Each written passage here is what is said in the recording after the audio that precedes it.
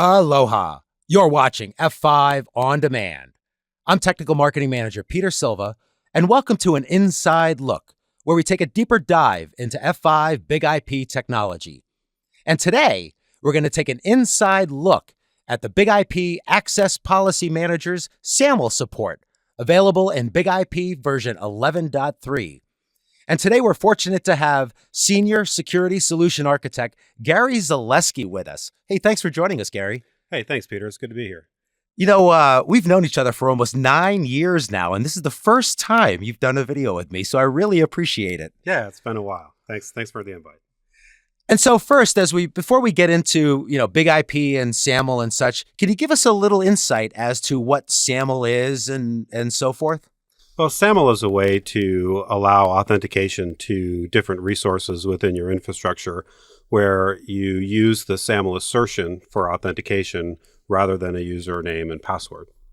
And so I noticed here we got a little setup federation authentication with F5 Big IP and SAML. So you're going to go through a few examples here, show us what's going on, and then give us a demo, right? Yeah, I've got a couple of slides, and then we'll run through a demo from a user perspective. And then I thought we'd look through the configuration briefly and see how things flow from an administrative perspective. Let's fire it up. Okay. So initially, what we have configured here is just a simple diagram of what we're going to show. Now, in this case, we have a couple of applications that we're going to focus on. SharePoint is one of those applications. I also have a cloud app, Salesforce, that we're going to authenticate. We're going to use SAML assertion to authenticate to both of these applications. Now, essentially what's going to happen is as the user connects either to SharePoint or Salesforce, these applications will detect that they do not have an authenticated session for that user. And it knows that the only way that it can authenticate that user is with a SAML assertion. Okay. So it will take that user, send a redirect back to that user, and direct them to their IDP. In this case, it's login.example.com.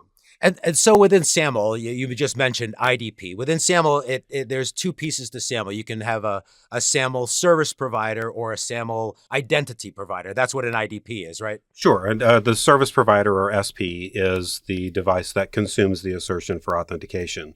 And the IDP, or the Identity Provider, is the device that actually authenticates the user and generates the SAML assertion and then redirects the user back to the resource with the assertion.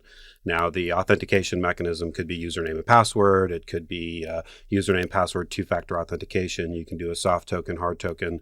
However you're authenticating a certificate, it doesn't necessarily matter. Once the IDP has identified the user and it determines that user can get an assertion to access that application, it will generate the assertion, format it properly, and then redirect the user to the app.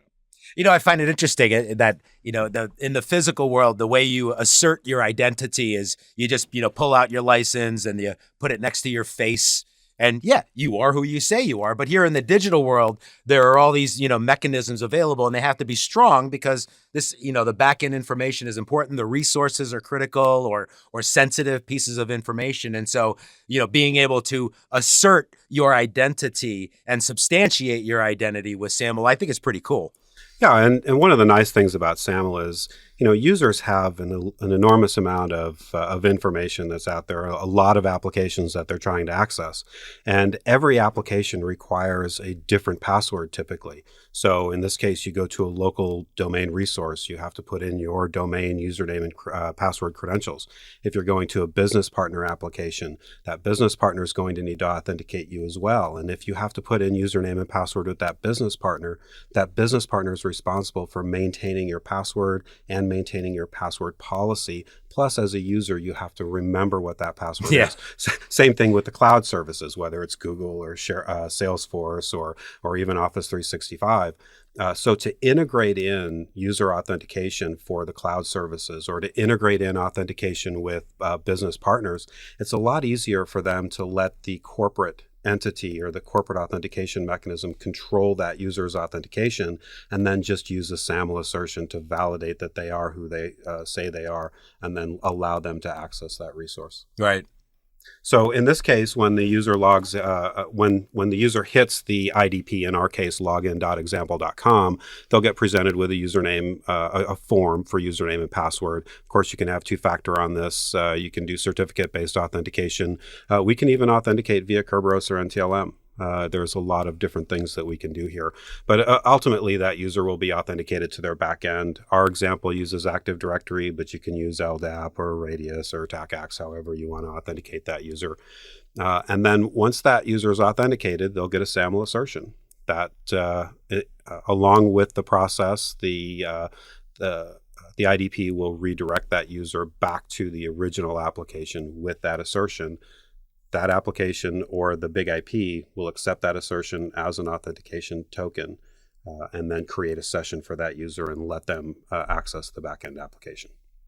Cool. So let's see how this looks from a user perspective. I'm going to open up IE, and we're going to use SharePoint as our first example. Okay. So if I connect to my app, SharePoint. Make sure I get that spelled right. SharePoint.example.com. Essentially, what SharePoint is going to do is it's going to say, "Hey, you don't have a session with me. I need to send you to your IDP for authentication." I get prompted for a username and password, and I'm going to put in my user credentials. Now, what will happen is the IDP will validate me against my user store, Active Directory in this case. It will create a SAML assertion that the big IP fronting SharePoint can consume, and then redirect me to the big IP virtual server that's fronting SharePoint. Once I've authenticated to the big IP, then big IP will send me to SharePoint, and I've logged in. Now, the nice thing about this design here is I've SAML-enabled SharePoint without actually requiring SharePoint to support SAML. And so it obviously makes it easier on the IT administrator on the back end when managing a SharePoint site. Well, it makes it easier from an application perspective. So it doesn't matter if it's SharePoint or any other application on the back end. If you're SAML enabling the application, then you can allow business partners or external users to also access that application without managing their passwords, which is a very big deal in today's world. And I was actually reading a statistic recently that something in the range of 30 to 50% of help desk calls are all about password resets. And each of those calls costs between, $25 and $50 a call. And so this could also easily reduce some of those help desk calls. It's very expensive. It's very time consuming. There's a lot of issues around passwords in general. And, typically it's not only just the cost associated with the passwords, it's also the complexity. Users by default tend to reuse the same passwords. Right. So you have security concerns as well. Somebody's logging into a cloud application or some other kind of resource, and they happen to be using their corporate domain password or reusing their corporate domain password. If somebody was able to get access to that password, then that user could expose some backend resources. Now, SharePoint's probably pretty typical. It's in the corporate data center. But what about things like, say, Office 365? Well, Office 365, when you SAML enable an application, if you're SAML enabling that application inside your environment, it would work the same if you SAML enabled that application externally. So, for example, I also have within my lab structure, Office 365, where we're connecting to Outlook web access with Office 365 in the cloud. So in this case, I've told my browser to connect to OA within Office 365. Office 365 said, you do not have authentication. You need to go to your IDP to get that authentication. So here I am back at my login.example.com web page. So I put in my username and password again, and essentially I get a SAML assertion, and the Office 365 cloud environment will recognize that as authentication, and my mailbox will open within Office 365. And so how does this, for instance, like being with Office 365, benefit, or what would be the benefit, say, for administrators doing Office 365 with SAML? Well, the benefit of using SAML, using Big IP to support Office 365 and SAML is you don't have the complexity or the requirement for ADFS. So by default, when you're enabling Office 365, you need to be able to authenticate those users in the cloud. And if customers want to, or corporate IT admins want to use their corporate authentication mechanism, then they're faced with having to put ADFS inside their infrastructure. And if you have Big IP there already, we can support authentication to Office 365, and the requirement for ADFS goes away. And what about another cloud app, say Salesforce, for instance? Sure. Well, we can log into Salesforce. I had that on the PowerPoint presentation. So Salesforce, essentially, when you go to salesforce.com, if you've SAML enabled Salesforce, you're most likely going to have a host for Salesforce. Yep. So it would be yourcompany.salesforce.com or f5.salesforce.com. And the same thing with other cloud applications like WebEx. So if you're doing a WebEx, it's f5.webex.com. So based on that host name, when you connect into that cloud application, then that cloud application knows where you need to authenticate. So it'll take that host name and say, okay, I need to authenticate you via SAML.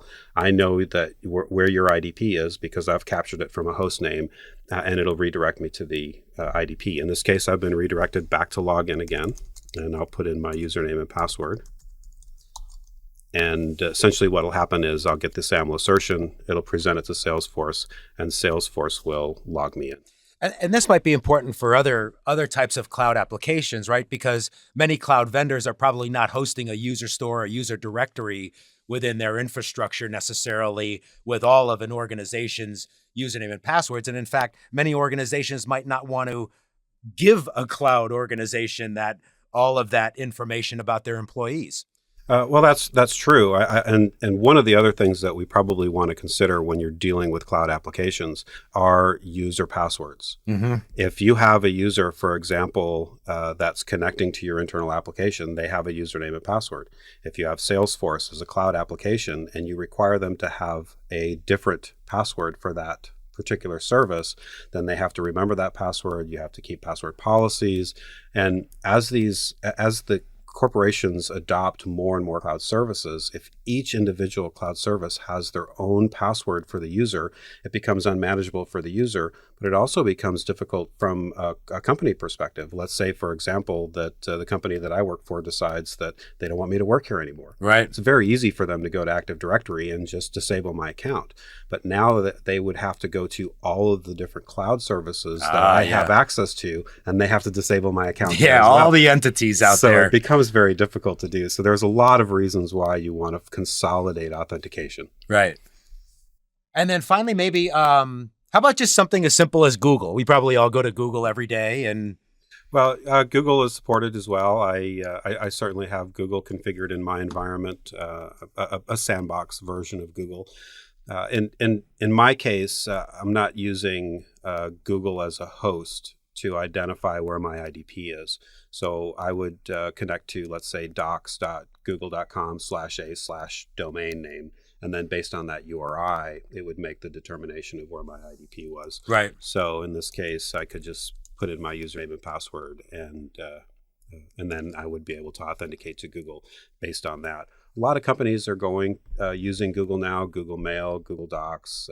It's a very inexpensive and easy way to spin up an infrastructure in the cloud. And Peter, as you may have noticed, of course, is that every time I've been going to all of these different services, I've been forcing the application to redirect me back to my IDP. And there's the reason is just primarily for the demo. Yeah. In the real world, essentially what would happen is once you've authenticated to the IDP, that IDP would hold that session open for you. So once you've authenticated once, then you shouldn't have to re-authenticate again every time you wanted to access a different application. So I've been closing my browser each time, and when I close my browser, it kind of kills that session or the SAML token, and especially the Big IP session cookie that we hold to maintain the session. Right. I've also have a portal page that I've created within my lab environment. we'll say portal.example.com. So portal, of course, needs to authenticate me, so it sends me to my IDP for authentication.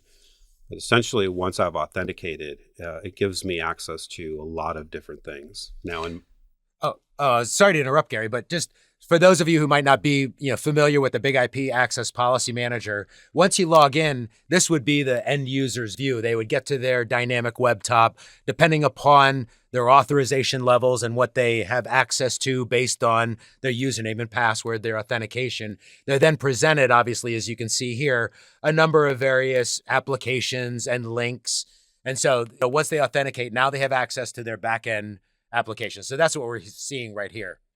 Sure, yeah. And in this case, we can present the user with a portal where they can have access to different resources, or we can just let them continue on into an internal portal, for example, or an internal application after authentication. Like we were just doing a few moments ago. Like we were just doing with SharePoint. Right. So essentially these objects here or these different resources we can toggle on or off based on Active Directory groups or attributes or LDAP attributes or LDAP groups. So I have SAML, Salesforce, of course. Now, in this case, if I clicked on Salesforce, essentially I would be allowed to log into Salesforce without putting my username and password into my IDP because I'm already authenticated. Right. I didn't close my browser now, so the IDP or login.example.com still has all of my session information. So if I wanted to go to SharePoint, for example, I can go to SharePoint, which is a completely different Big IP, a completely different location within my environment. But because I've centralized authentication with login, it will go there, grab a SAML assertion, and then send me to my SharePoint application. And I'm allowed to get that single sign-on. Got it. And so we've taken a lot of views on the end user, what it looks to the end user, and how they click around and get into stuff. Can we take a look at what it looks like on the Big IP itself and the configuration? Sure. On Big IP, I've got it here. There's a lot of configuration that happens just normally with Big IP. Of course, you have local traffic and virtual servers. These are the IP addresses that users will connect to. And in our case, I have login.example.com here. Once you've connected to login.example.com, I run you through an access policy. And that access policy that I run you through looks, in my case, looks something, this is actually the policy that we're using within all of our tests. So you come in, I give you a login page. I authenticate you against Active Directory, and then I run an AD query. This allows me to pull back attributes, and then I create a full resource assign. If you're familiar with APM and if you're familiar with Big IP, this probably makes sense. It's a logical flow. Right. A visual flow of how the user runs through the policy. And I have all my different SAML objects that I've created within this particular policy. So, as I come in from an IDP, we have within the access policy another configuration tab called SAML. So you can configure Big IP SAML as a service provider or SAML as an identity provider. It works both ways. This is my identity provider. This is the device that's authenticating the user and generating the assertion. That vouches for me. Right. This is the main authentication point. And this particular portal configuration is pretty simple. We didn't make it difficult. One of the things that the developers worked really hard on was making SAML very easy from a configuration perspective. Right. So whenever you have a local service, that's the service that you own, and it's the service that you need to configure. So we have, of course, general settings, which is the entity ID that we have configured. But you have the assertion setting. This is how we're going to present the username inside the assertion. So you may be logging on to resources differently.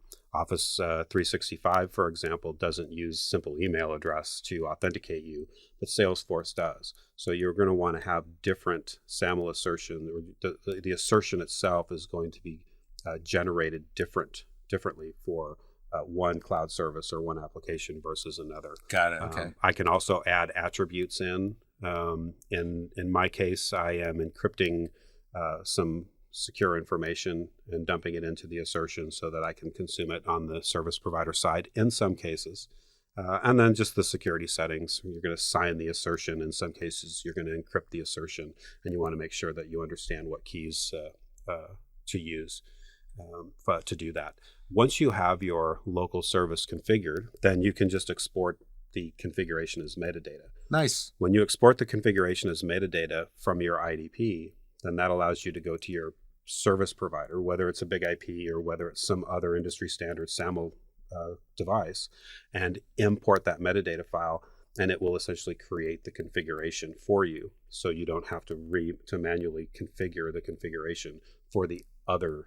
Oh, device. I see. Yeah. Right. If you could click right back on this real quick again, the one we just had open. Sure. So I noticed. So here, big IP is obviously very customizable to ensure it delivers applications from each customer's unique environment. And so we have some what looks like to be session variables here. There's some SAML attributes, and these aren't necessarily. These might be available within big IP, but organizations can also create their own session variables and particular attributes that they might want to pull and look for when authenticating a user.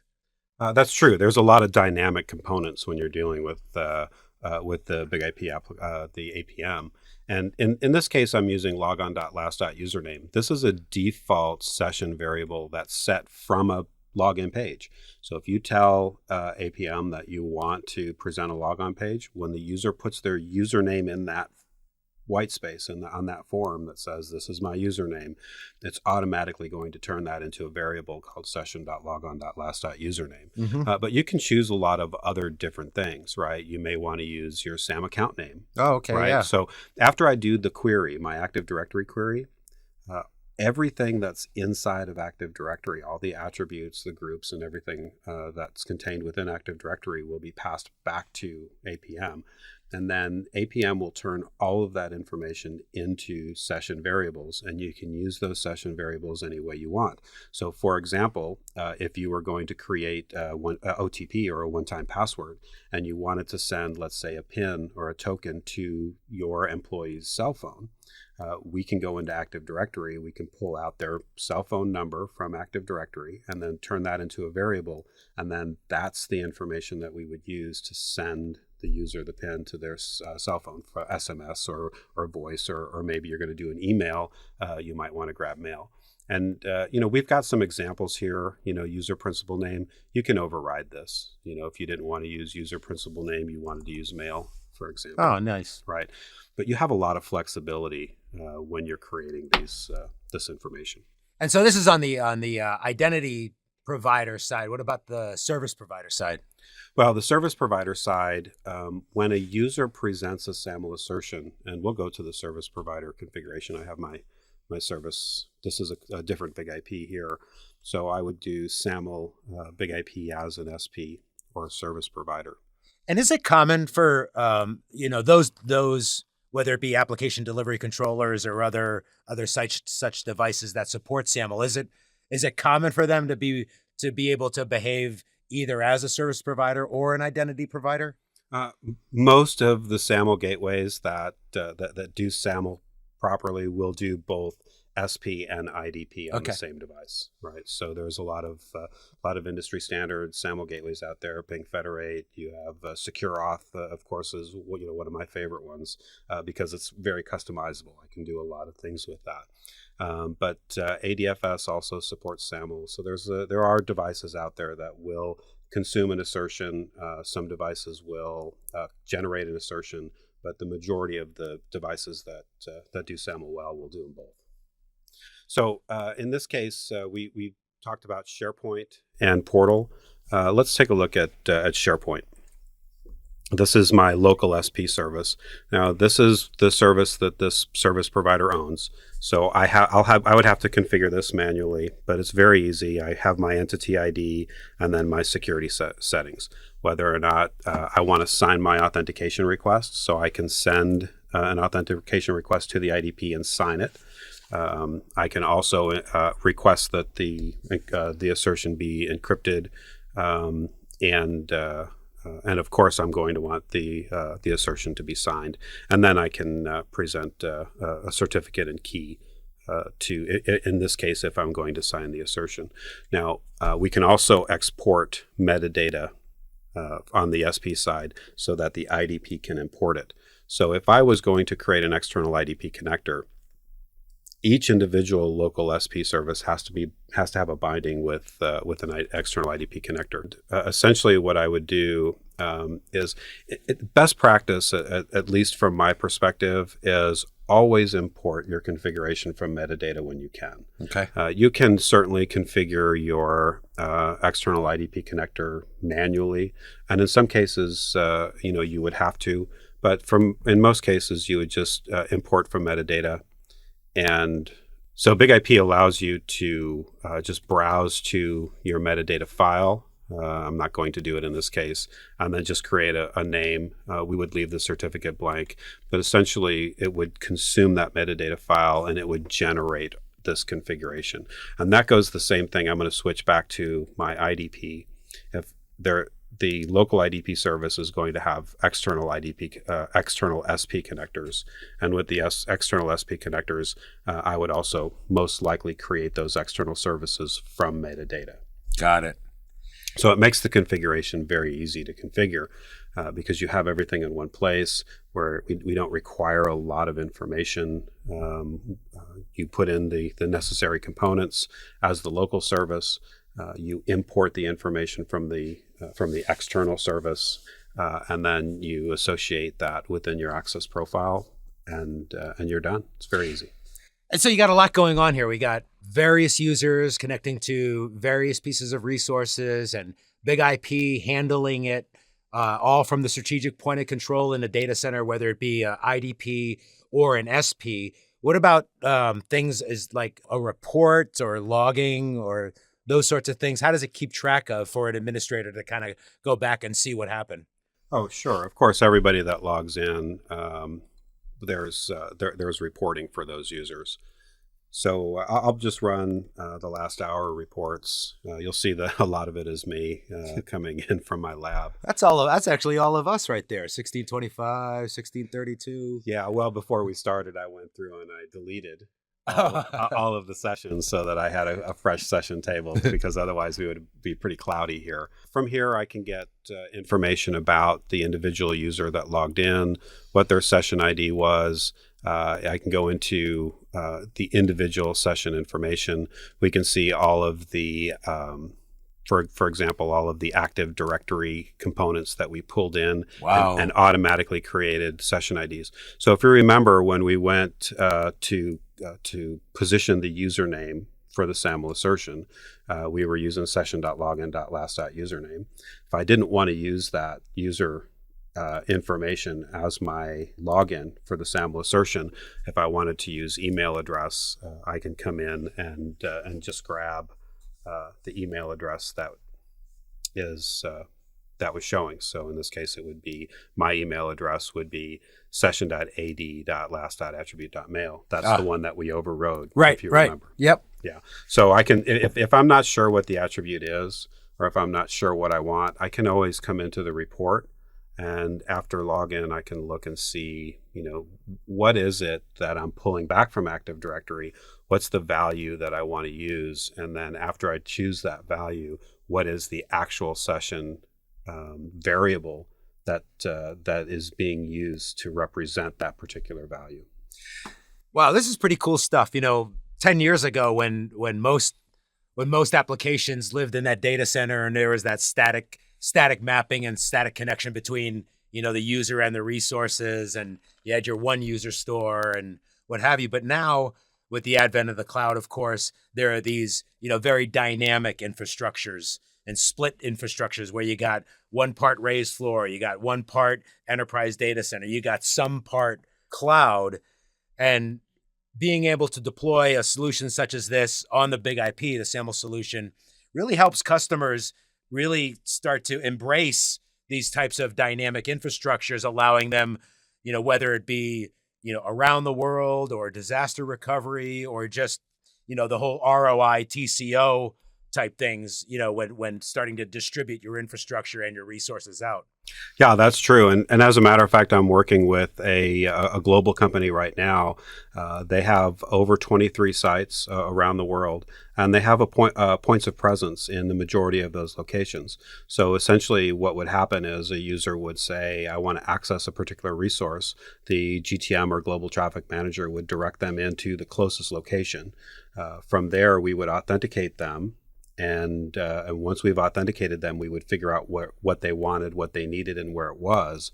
And then we can send them through optimized connections or optimized tunnels through their internal environment to get them to where their particular resource is. Cool stuff. Well, really, thank you. I appreciate you joining us, Gary. This is great stuff. Sure, I'm happy to do it, and I'm really excited about the capability and the functionality, and I've been working with a lot of customers, getting them spun up on it. So there you have it. A little bit of insight, not a little bit, a lot of bit of an inside look at the SAML functionality within the Big IP. It's available with Big IP Access Policy Manager and the Big IP Edge Gateway, right? Yes, that's correct. So Big IP version 11.3. The SAML functionality within our Big IP platform. So for Gary, always great to see you, Gare. Thanks. I'm Peter, and we're with F5 Networks. Visit us online at www.f5.com or follow us on Twitter at F5 Networks. Thanks for watching.